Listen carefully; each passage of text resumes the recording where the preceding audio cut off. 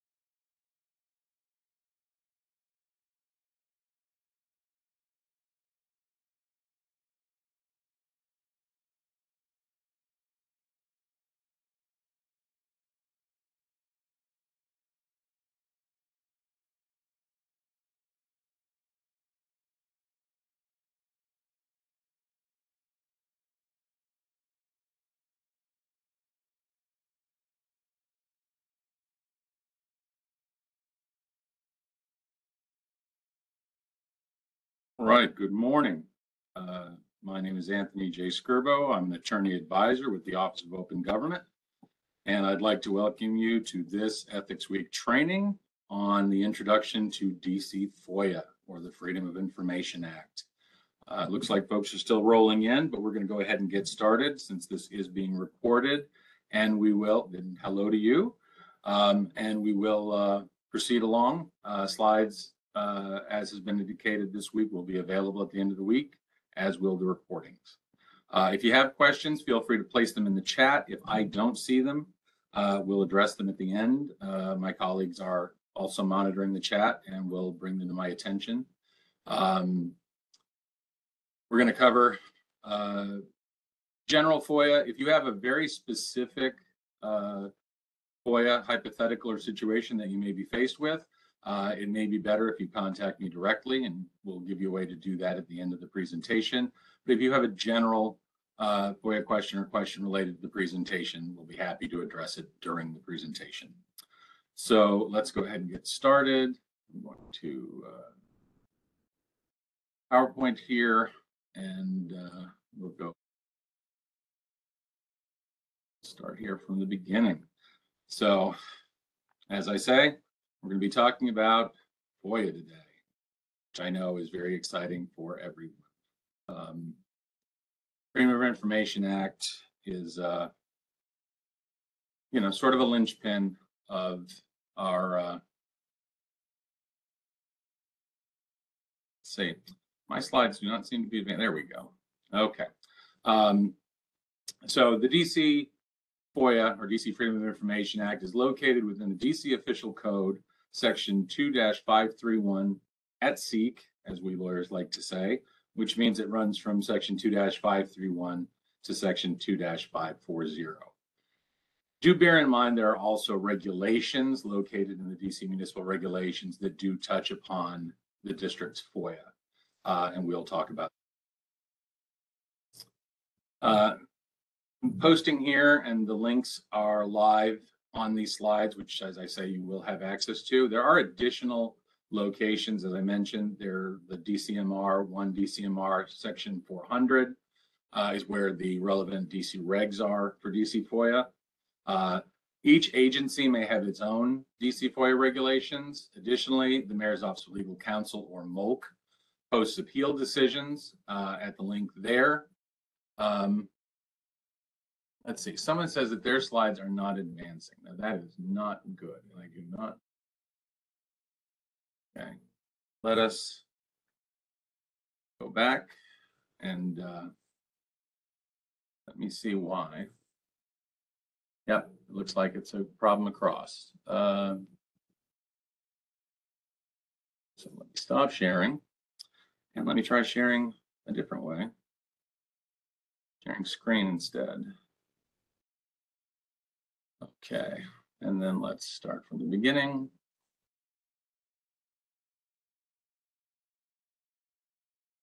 Try this again. Okay.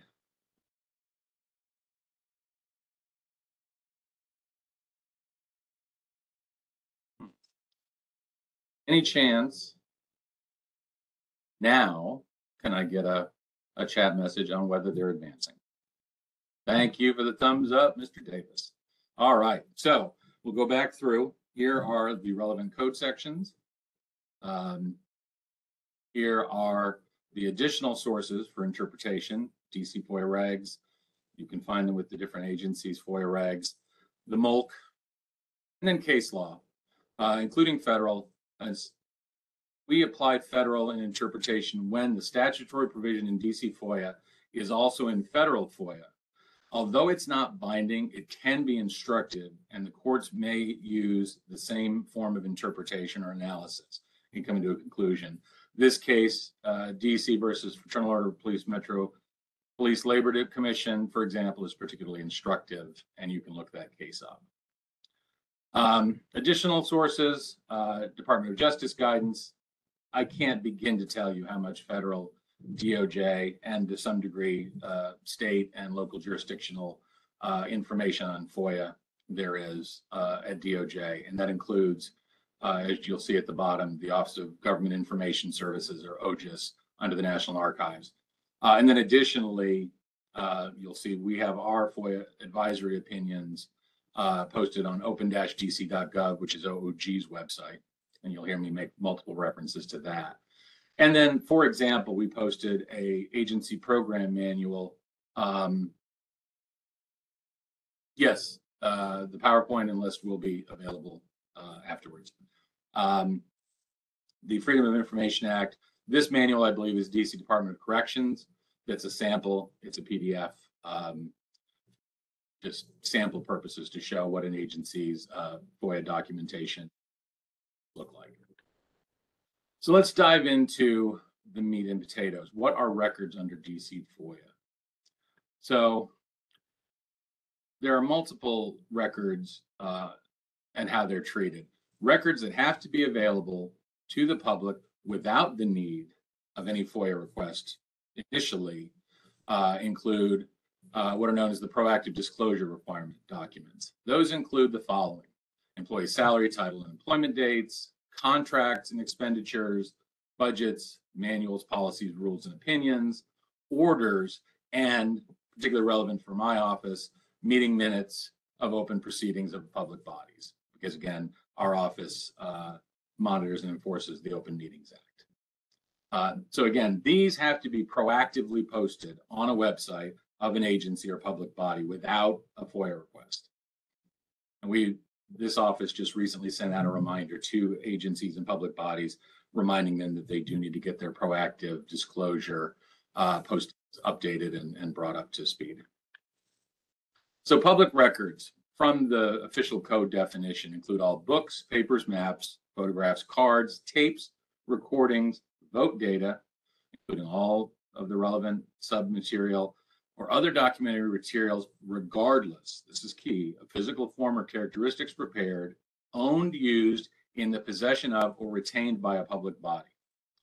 Public records include information stored in electronic format. We'll talk about this shortly, but bear in mind also, if it is prepared, even if it is on media, that could be a drive, that could be a CD, that could be what have you, by someone in their official capacity, but is owned by the private individual, it is still a public record. So we're going to do a quick hypothetical. I'm going to text you that information. Nick tells a fellow employee that I'm looking for my government issued cell phone, and I'll text those government statistics the office has compiled to your government cell phone. The question is the text a public record? So your choices are no, text messages aren't public records. No, if it's between government employees, it's private and protected. It's up to each agency to director to decide if they want agency text messages to be records, or yes, they meet the definition of public records. I'm going to give you all a moment. I'm seeing a lot of D's and yeses. I'm going to say good for you all, because that is absolutely correct. The texts do meet the definition of a public record. In March of 22, Director Allen, who you saw prior to my presentation, opined that a district government employee that conducts government business via a text or similar electronic method under the scope of employment creates a public record under DC FOIA.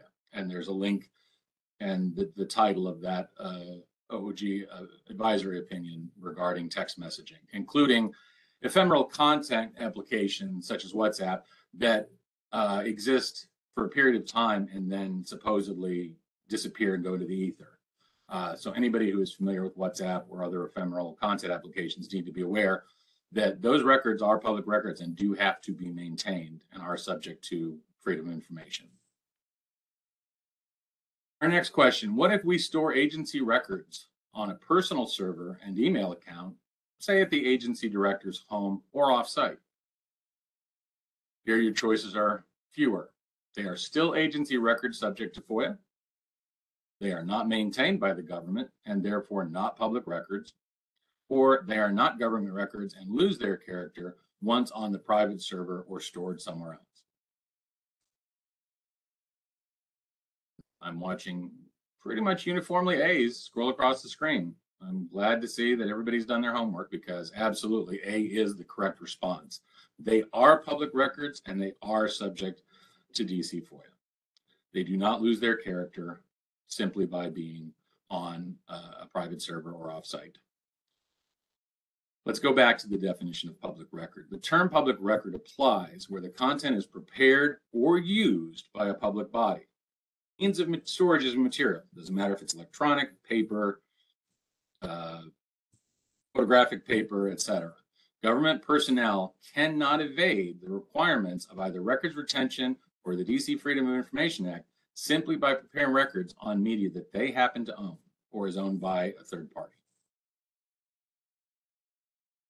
This case gives us some of the basis: Competitive Enterprise Institute versus the Office of Science and Technology Policy, where the court held where an agency refused to provide requested records on the basis that the agency had maintained them on a private email account in his name at a site other than the government email site.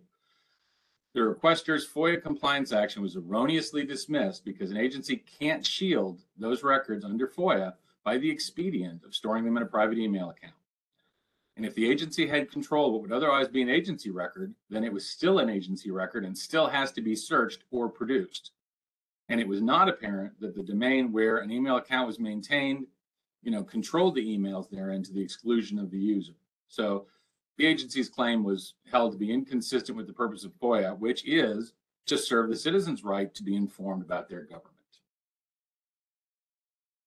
According to the DC FOIA Code 2532A, any person has a right to inspect and at his or her discretion or their discretion, it doesn't have to be a natural person, it can be an entity, to copy any public record of a public body except as expressly provided by the DC FOIA exemptions. So who is any person that may submit a DC FOIA request? Who is this any person that we're always talking about? Does any person refer to any District of Columbia resident? Does it refer to any natural person? Or does it refer to a person, natural or corporate, regardless of their residency or location? See what I did there? I said C. Y'all have done your homework. Absolutely, the correct response is in fact C. Well, for example, in Virginia, you must be a Virginia resident to submit a FOIA request for Virginia's records.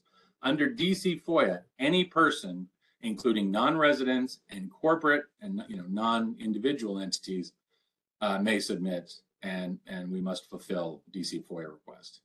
And that's located at 5398 and 5029. Does any person include anonymous requesters? So for example, if someone like myself, who happens to be the BEGA FOIA officer, gets a message from no way to tell who I am, haha, at gmail.com. Dear FOIA officer, I'm requesting copies of all records you have that mention Ray's Boom Boom Room nightclub, and I'm willing to pay up to $100 for these records. They may be sent to me or any correspondence regarding this request at this email address. No way to tell who I am, haha. Thank you and have a wonderful day. Do I need to, or does DC officer, FOIA officer Friday have to fulfill this request? Would you email the requester and ask for their name, telephone number, and mailing address? Would you delete it from your inbox as trash because they don't identify themselves? Would you send it to your subordinate to handle if you're a supervisor, or to your supervisor if you're a subordinate and request they handle it? Or would you process the request with the email address you have? I've seen some A's and 1s, and I've seen some 4s and D's. And I didn't mean to trick you all by putting both a number and a letter. But the correct answer is either 4 or D. You cannot, in this case, email the requester and ask for their name, telephone number, and mailing address. I mean, you can, but they're not required to give it to you. In 1 DCMR, which is the DC Municipal Regulation 4023, it does not require that the requester identify him or herself. In relevant part, the provision states a request shall include a daytime telephone number, email address, or mailing address for the requester. So in this particular FOIA appeal, the exemptions are when an individual requests records pertaining to themselves and therefore has to possess the ability to waive their own privacy interest, or when a requester seeks a fee waiver based on their affiliation with either an educational institution, as a scholar, a journalist with the news media, or other entity, because then you'd have to establish either your own asserted privacy interest or your ability to assert a need for a waiver from a fee. But other than that, you do not have to identify yourself, merely to provide a daytime telephone number, email address, or mailing address. And I saw the comment that said I would not have expected this. Nobody expects it, and it does vary by jurisdiction, but some jurisdictions do require and others don't. This hypothetical says, we work with private contractors. Do any records include the records of private contractors? And here your choices are: DC FOIA can't reach these records. Yes, if the contractors are performing the government function. C, DC FOIA is completely silent on the issue. Or D, yes, but only if the contractors don't mind and therefore waive any rights and are willing to share the records. seeing a couple of A's and a lot of B's. I'm loving this group. You all are absolutely right. B is the correct response. Public bodies shall make available for inspection and copying any record produced or collected pursuant to a contract with a private contractor to perform a public function, and the public body with programmatic responsibility for the contractor shall be responsible for making such records available to the same extent as if the record were maintained by the public body. So if you are district agency A and you are working with private contractor B, then district agency A is responsible for all records maintained by private contractor B that relate to the performance of the public function, and that can't be waived. So that is a requirement and is strictly interpreted. Let's talk now, excuse me, about responding to a FOIA request. If you're on the receiving end of a FOIA request for records, and this is other than body-worn cameras, which have their own unique statutory requirements, an agency is expected to respond to the FOIA request within 15 business days, and that requirement is at that code provision. Body-worn camera recordings, agencies have to respond within 25 business days. That has not changed to date. And obviously in training, we'll keep you all up to date if and when any of these statutory requirements do change. In unusual circumstances, having received the initial request, an agency can invoke an additional 10-day extension by written notice to the requester, giving them the reasons for an extension and the expected date for determination on their request. And again, that's where the code provision allows for that.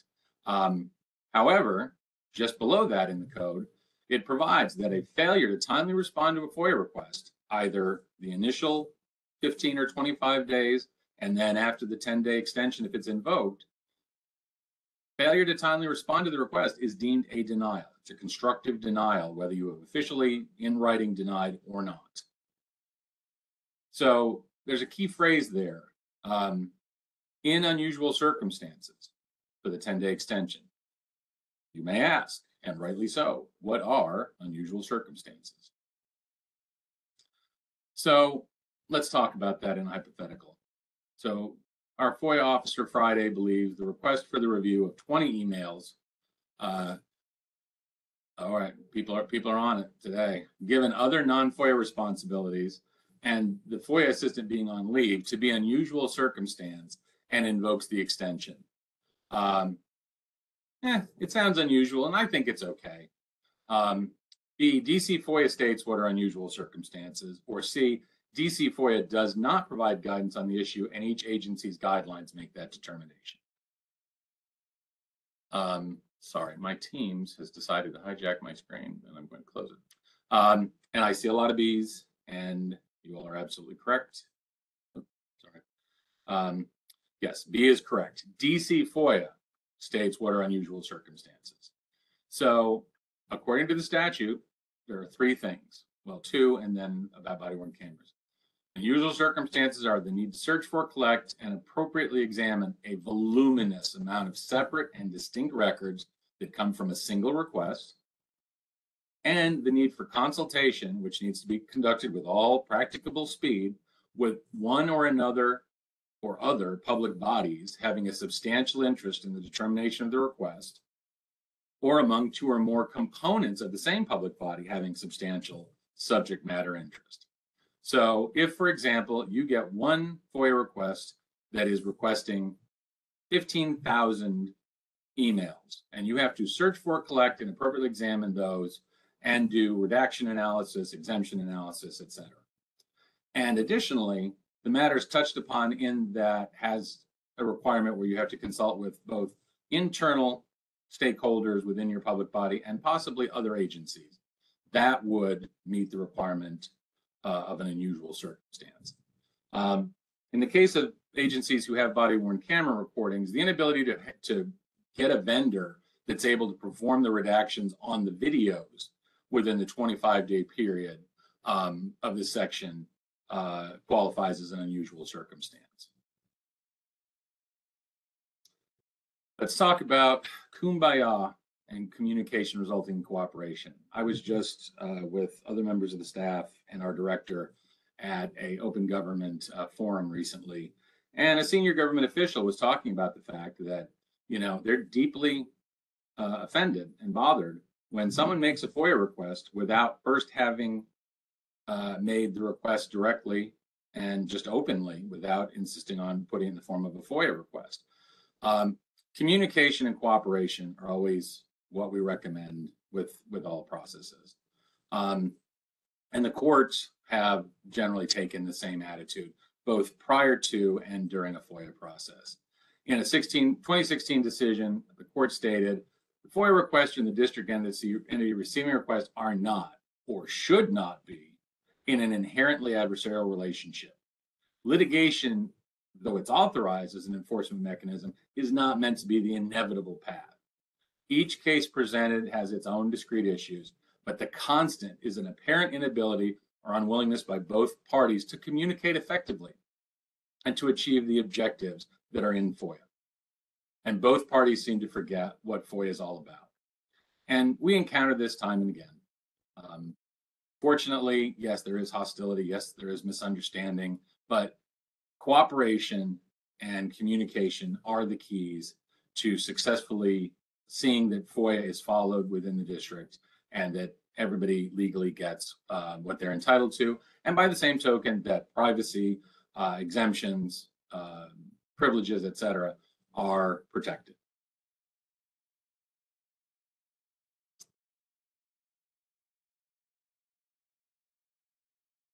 Mr. Redmond, I'm going to hold off on that one because that's a more complicated question, and that requires a more detailed deep dive. We may even need to do that offline, but I did see the chat. So I need it yesterday. This is for requests to expedite a process for FOIA requests. So you receive a DC FOIA request seeking expedited processing, and the request states in the first case, and demonstrates a compelling need, quote unquote, and that phrase, compelling need, is in federal FOIA, not DC FOIA, expedited review provision under 5 U.S.C. 552.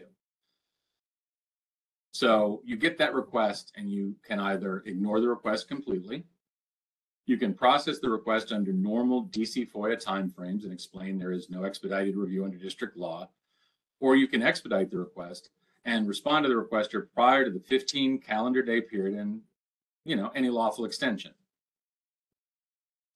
Saw one response. I haven't seen others. There we go. Saw C. I see a lot of B's. I see another C. All right. I'm not going to keep you on too much suspense. I'm seeing more B's than C's. B is, in fact, the correct response. You do process the request under the normal DC FOIA timeframe and explain that in the district, there is no expedited review under district law. There is the provision to expedite federal FOIA requests under federal law, but there is no such comparable provision in DC FOIA. The agency website reads, please use the portal for submitting all FOIA requests. It's the quickest method to get a response. So for those who haven't seen it, there is a centralized portal. It used to be FOIA Express. It's now GovQA. And the FOIA portal may be the simplest and best means for agencies that have opted into using it to submit and process FOIA requests. But may an agency require the public to submit through the portal? And your choices are yes, because FOIA's public policy is to minimize costs and time delays to persons requesting the information. Yes, because the portal is the easiest thing in the world to use. Or no, an agency may not restrict the method a requester uses to submit a FOIA request. This is a hip room. Seeing all the C's, you are correct. C is in fact the correct response. An agency may not, in fact, restrict the method a requester uses to submit a FOIA request. According to the regulations, a request for a record of an agency may be made orally. It can be mailed, faxed, or emailed. That is not to say that they cannot also be made through the portal, but the requester can determine the nature and method by which they make their request. In the case of emails, faxes, and mail requests, they must state FOIA request on the subject line of the email or fax or on the envelope if it's the case of what we charmingly call snail mail. Now, in the case of the Attorney General's office, the regs actually specifically state that unless agreed to in advance by the parties and confirmed in writing by either the Freedom of Information Act officer at OAG or the Chief Deputy Attorney General, a request for records shall be made in writing. So in the case of the Attorney General's office, you do in fact have to make a request in writing, short of an agreement in advance that's confirmed in writing. Let's talk about exemptions. We've mentioned them several times. What are they? So the categories of exemptions are codified in the code at section 2-534. I'm not going to go super deep. We do extensive FOIA trainings, and this is meant to be an intro session. So very quickly, section 1 talks about trade secrets and commercial or financial information, which may touch upon the question that we had in the chat a few moments ago, obtained from outside the government to the extent that disclosure would result in substantial harm to the competitive position of the person from whom the information was obtained. This could be an individual, this could be a company, this could be a contractor, this could be a bidder, etc. Number 2 is about personal privacy, where the information of a personal nature, where public disclosure thereof would constitute a clearly unwarranted invasion of personal privacy. In this case, the analysis is performed either at the agency level or in the case of an appeal or in litigation is a balancing test. Does the public disclosure constitute a clearly unwarranted invasion of privacy that is either balanced against or outbalanced by the public good? 2A, for body-worn camera recordings reported specifically by MPD, inside personal residences or related to an incident involving domestic violence, stalking, or sexual assault, according to the legal definitions. For obvious reasons, those could be used to invade the privacy of victims or people who are not eventually charged. Moving through the rest, under number 3, investigatory records compiled for law enforcement purposes, including records of counsel investigations and investigations conducted by the Office of Police Complaints. For obvious reasons, law enforcement records tend to enjoy a higher level of exemption. But bear in mind, only to the extent that the production of those records would interfere with either the proceedings themselves, the counsel investigations, or investigations by the Office of Police Complaints, deprive a person of a right to a fair trial or impartial adjudication, or going back to privacy, and this is a different privacy standard. Understand, this is not related to number 2 that we talked about. This is a separate privacy standard. Does number 3 include OIG investigations? Yes, the OIG, I believe, is protected, and their investigations are considered law enforcement purposes. Invasion of personal privacy. So this is a separate privacy standard that is applied differently, that would disclose confidential sources, etc., confidential information provided by the source, or disclose techniques and procedures not generally known outside the government, or endanger the life or physical safety of a law enforcement officer, for example, an undercover officer. Exemption number 4. This applies to legal proceedings, common law discovery privileges. So attorney work product, which applies to documents prepared by or for an attorney in anticipation of litigation. Doesn't matter whether it's pre, during, post, etc. No matter the stage, attorney-client privilege protects the confidential communications between an agency and the attorney. And then there's the deliberative process privilege, where the method through which an agency creates policies, opinions, rules, regulations, etc. to qualify this, the record has to be both, this is important, pre-decisional and deliberative. So pre-decisional documents are generated before a policy has been adopted, and a document's deliberative. It's part of the give and take process or debate or discussion by which a decision ends up being made. But once a policy is final, it is no longer protected by the deliberative process privilege. I'm going to go more quickly through these. They're more self-explanatory. Future examination test questions are protected for obvious reasons. Other statutes, for example, when something cannot be a regulation. National security matters. Obviously, being in DC, there are things that are national security matters that do touch upon the district government. Antitrust investigations, arson investigations, the emergency response plans, identification, personally identified identification, including Social Security and federal employer ID numbers. Whistleblowers and their identities, unless the name of the employee is already known publicly, for example, has been published in the press. Homeland Security records, sealed criminal records, and that's sealed by the court. Critical infrastructure information, and that only applies to those entities that are regulated by the PSC, the Public Services Commission. Teacher evaluations, for number one, who makes the determination about the trade secret and substantial harm?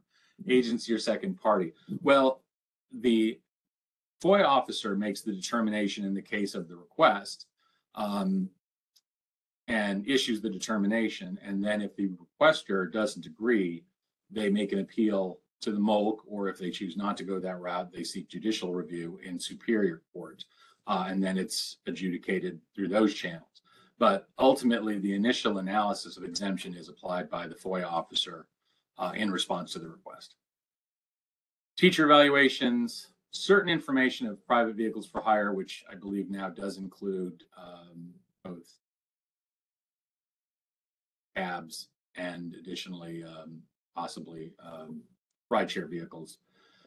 Information and records of the Clemency Board, records in the custody of the unclaimed property administrator, work order data concerning deficiencies and vulnerabilities of public schools, parks, and recreation facilities, and then physical and mental evaluations and their resulting reports pursuant to the DC Health Occupations Revision Act of '85.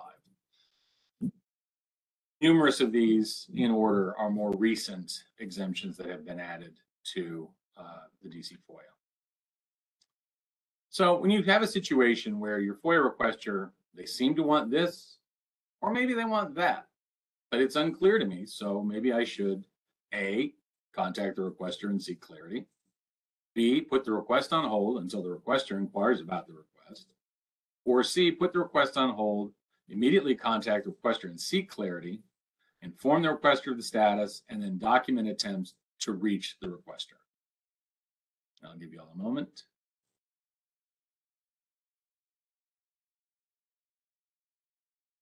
Look at that. Beautiful. Absolutely beautiful. Right there.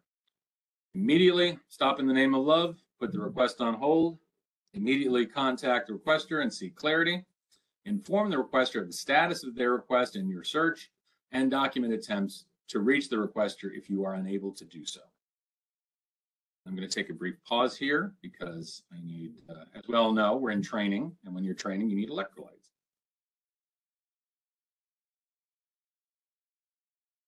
Thank you. Let's talk here about requests. So a request has to reasonably describe the desired records. Where possible, specific information about names, places, events shall be supplied. Where the information supplied by the requester is not sufficient to permit the identification and location of the record by the agency without an unreasonable, and what does unreasonable mean, amount of effort, the requester shall be contacted and asked to supplement the request with that necessary information. Every reasonable effort shall be made by the agency to assist in the identification and location of requested records. That is not just the FOIA officer. That is by the agency. That is everyone from the executive assistant, reception, directors, all the way up the organization chart and back down. But sufficient information does have to be provided by the requester in order to fulfill their request. If a requested record cannot be located from what's supplied, then you notify the requester. And when the FOIA officer, pursuant to Section 402.5, contacts the requester for additional information, then that request is deemed received when the FOIA officer receives the additional information. So the clock, to use the legal term, tolls, untolls, tolls, or starts ticking, depending on how you want to phrase it. So here's our scenario. Very interesting. In addition to other information, a responsive, record to a FOIA request contains a member of the public's name, home address, and telephone number. The FOIA officer denies the request and withholds the entire record. Is this the correct decision? A, yes, to protect the citizen's personal privacy. No, it became public once it was turned over to the district. C, you would redact the personal information and then release. Or D, you would redact the name and release.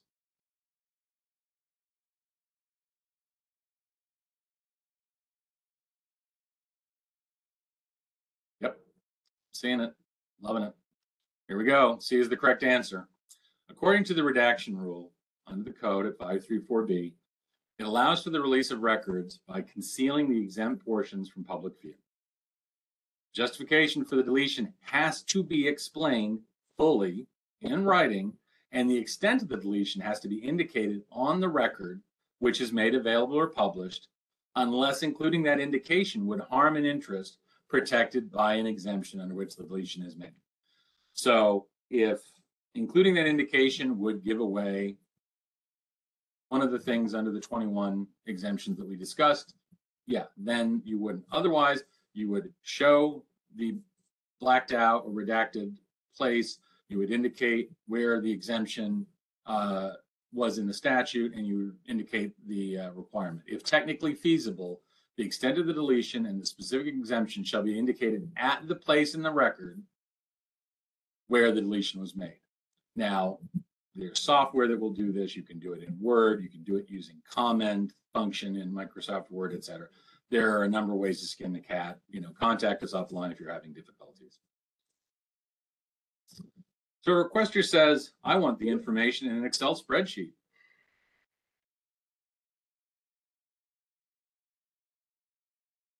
There was something in the chat that I missed, so let go and let my colleague check it. However, the agency doesn't keep the requested information in spreadsheet form. Should the FOIA officer create a spreadsheet for the requester? Should they supply the records in the form the agency maintains? Or should they send the records to a third-party vendor that can timely create the spreadsheet?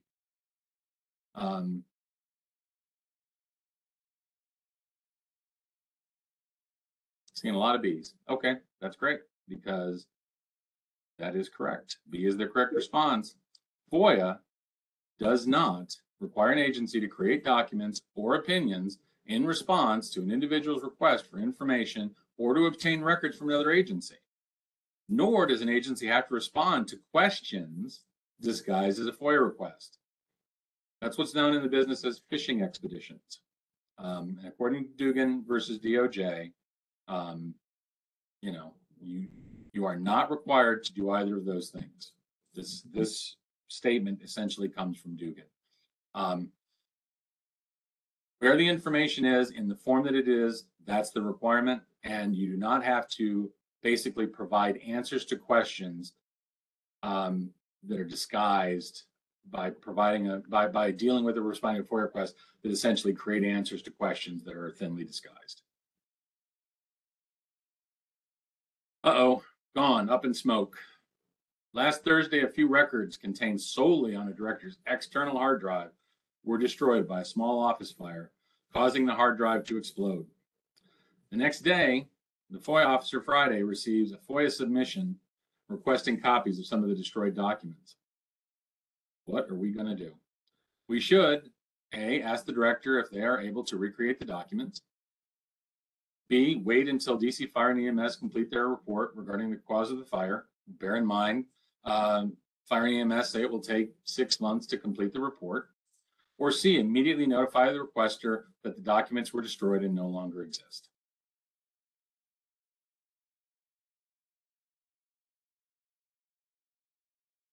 Now, I'm seeing mostly C's, but I'm seeing A's and B's too.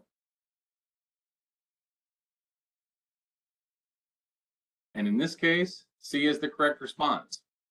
So let's bear in mind that under DC FOIA, there is no obligation to create records that don't exist. If the record is known to have been destroyed or otherwise disposed of, that means after the record retention period, for example, in the normal process of disposal of records, the requester shall be so notified, but the director does not need to try to recreate documents that were destroyed in an accidental fire. Fees. Let's talk money. Public body can establish and collect fees not to exceed the actual cost of searching for, reviewing, redacting, and making copies of records.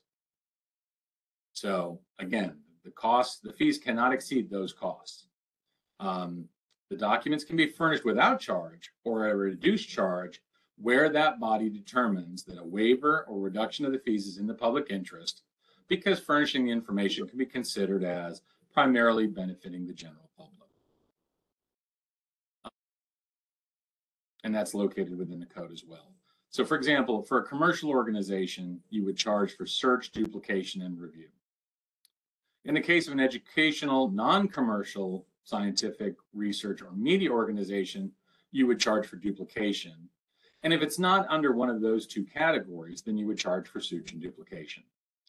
That is not to say, again, that the body cannot determine that a waiver is justified and that a waiver or reduction of the fee is in the public interest, and the agency can simply provide the information. So a requester seeking a waiver or reduction of fees shall provide a statement in their request letter explaining how the records that are requested will be used to benefit the general public.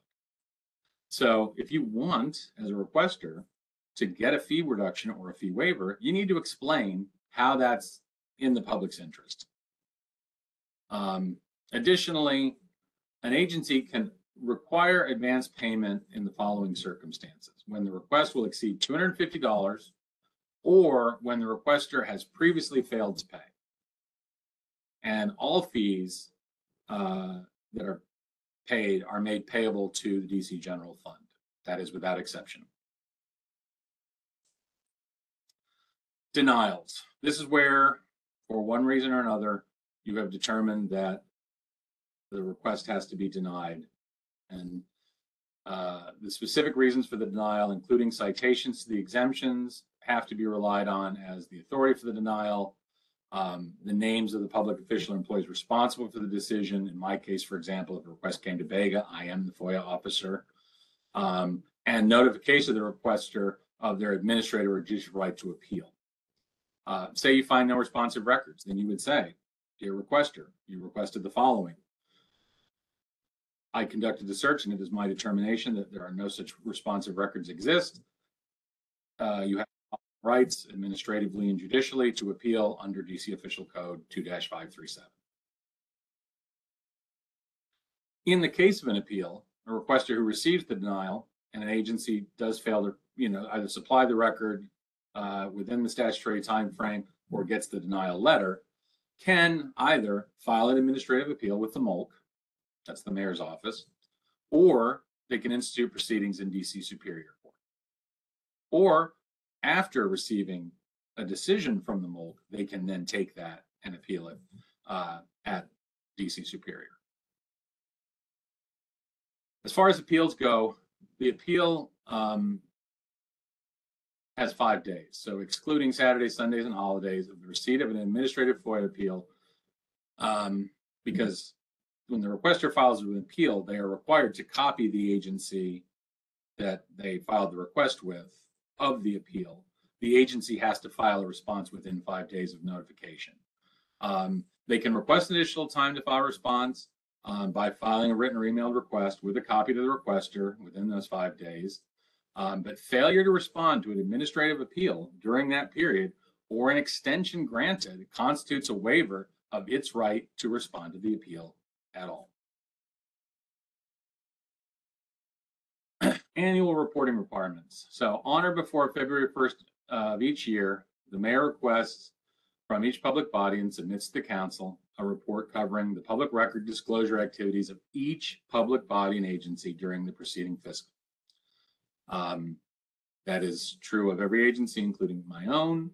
I believe normally we all get our stuff in to the Secretary's office by the 31st of December. I have not heard whether that is the date this year, but I suspect it's going to be something very close to that. And then OAG, formerly known as Corporation Counsel, submits an annual report as well listing number of cases arising under FOIA, exemptions involving cases and the dispositions, and then the costs. So both of those reports come out. They are normally posted on the mayor's FOIA website. We normally include that material in training. The director normally provides that material in her report when it's issued to the Board of Ethics and Government Accountability, et cetera. So it's not hard to find once those reports come out. This is our contact information. This morning you already heard from Director Allen. Our Chief Counsel, Louis Neal, and myself are here, as are my colleagues, Brandon Lewis and Joan Lelma. We're also joined this morning by our paralegal specialist, Kimberly Brown, and our head of IT, Mr. Kevin Brown. If you need to reach out to us, these are our email addresses. You're more than welcome to contact us offline. Additionally, open.gov office at dc.gov is our main inbox, and you're also welcome to reach out to us there. With that, I am going to say thank you on behalf of the Office of Open Government and wish you all the best. And then I am going to stop sharing and briefly see. I see that there was something in the chat. Oh, there we go. Let's see what we had here. You all are very welcome and thank you for attending. Lots of names I know and lots of folks I look forward to meeting at some point. Here we go. When seeking advance fees for large record requests, can we wait for payment before gathering all the records? Can we also provide records in tranches? So I'm going to answer this in reverse order. You can contact the requester. This is where cooperation and communication are key. Even if you don't fulfill the entire request within the statutory period, it will be deemed a denial. However, you can work out arrangements to provide partial fulfillments of the request in tranches. And if the requester agrees, then there should be no problem. As to the waiting until prepayment is made, yes, I think in theory that you could seek advance fees for very large record requests before gathering. I, as a best practice, would not recommend that. I think if you think it's unlikely that the funds are going to come through, that's fine. But if it's a reputable individual or organization, especially a large media organization or corporation, what you do not want to do is not only miss your deadlines, but also get into extended failures to provide the requested records. I think it is best to begin your process when you receive the request, even though you have notified a requester that prepayment will be required. That's advice, not statutory requirement. Scrolling up to see if there's additional something I missed. Let's see here. And back a fair bit. So the individual who did have the question that I said that, we could discuss offline, please do feel free to email me or contact me by phone. I'm happy to discuss. It's a more nuanced and I think deeper dive, but I'm happy to discuss it, or one of my colleagues. But now that I'm done with my presentation, I'll be the most free and available individual for the near term. Great. I look forward to talking with you. And with that, I will say good afternoon. And we look forward to seeing you at the rest of the presentations this afternoon and tomorrow. Have a great day.